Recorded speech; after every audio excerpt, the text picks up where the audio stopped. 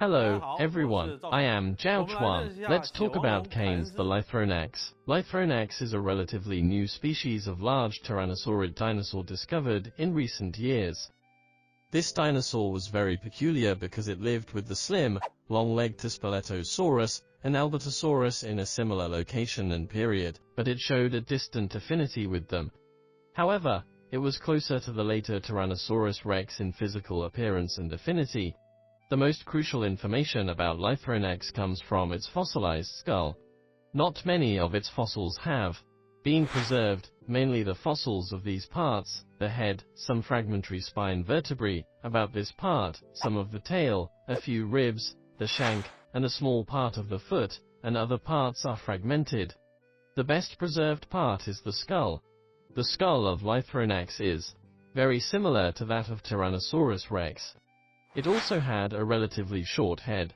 Especially from the top, you will see that its face is very wide, making its head form a narrow front and wide rear, which was prominent in Tyrannosaurus rex and Allosaurus, but very rarely seen in other tyrannosaurs, indicating it had binocular vision. Looking at it from the front, you can see its two eyes simultaneously, which is an advanced feature. In addition, its lower jaws could attach stronger muscles inside, making its bite force more powerful, which is also very similar to Tyrannosaurus rex. Although the head of Lythronax looked similar to that of Tyrannosaurus rex, there were also some noticeable differences.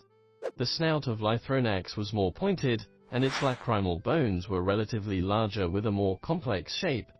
From this angle, you can see how the lacrimal bones and the two lumps behind its eyes were arranged, and they formed a complex structure. Its nasal bones were very thick, with some very rough structures on the surface, which it might use to ram with its own kind or small prey. After all, on such dinosaurs, especially on the skull of Tyrannosaurus rex, and on the side of the mouth, many wounds caused by bites of companions were found. So for a brutal animal like carnivorous dinosaurs, that might be a protective mechanism. The mouth of Lythronax could open wide at a large angle. When we made this model, we tried to restore as much as possible the extent to which its mouth could open. You can observe that, like Tyrannosaurus rex, Lythronax had thicker but fewer teeth than some earlier tyrannosaurs. Its teeth were fewer because they were thicker, and took up more space in the mouth. In the upper part of the mouth, you can see a circle of small foramina, one of the most common structures in tyrannosaurs and other carnivorous dinosaurs. The number and position of these foramina correspond to the lower teeth. That is, when it closed its mouth completely, the teeth of the lower jaw would reach into those small foramina so that the mouth could be closed more tightly and provide a more powerful bite force. This structure is greatly differentiated from many modern lizards, but somewhat similar to many birds, which probably have inherited this structure as well. At the root of its tongue, you can see a structure called glottis, which is a small opening, a vital organ today's birds use to produce sounds. We are not sure if dinosaurs had such a structure, but given that crocodiles and birds have them, we reconstructed a similar structure in the dinosaur's mouth. For a large animal like a dinosaur, suppose such a small opening could make a sound, the sound would be very sharp, which might not match their huge size, so they might use it as little as crocodiles, even if they had it. In addition, there were very delicate and tiny scales on its body. Although skin impressions of Lythronax haven't been found, we generally restore it based on Tyrannosaurus rex.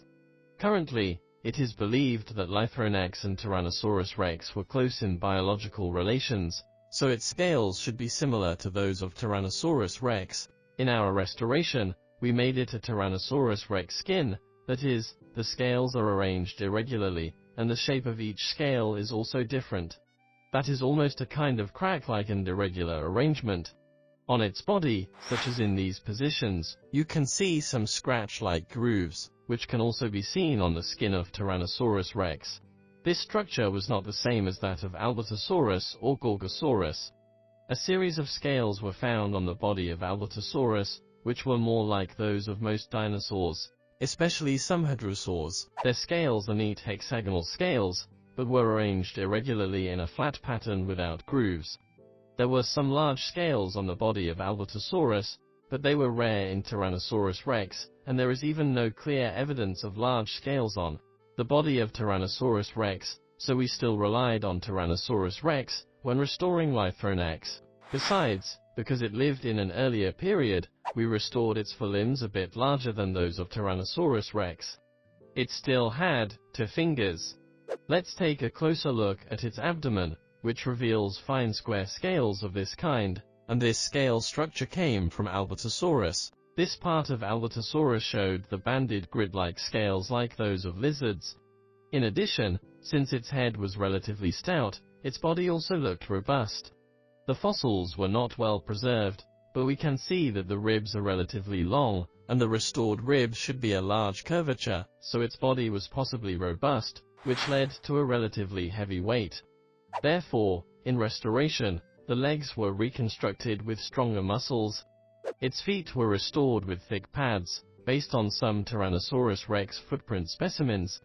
Its toenails were made to look like some of the better preserved fossils of Concavenator, with toenails growing along the surface of large pads. Besides, it had a relatively stout tail like many carnivorous dinosaurs, with 2 muscles on the upper and lower part of the tail. The tail was probably stronger here, and at the middle of the end, when the transverse processes on the skeleton disappeared, not much muscle attached, the posterior half of the tail became narrow rapidly. Good, the above concludes our introduction to Keynes the Lythronax. Thank you all.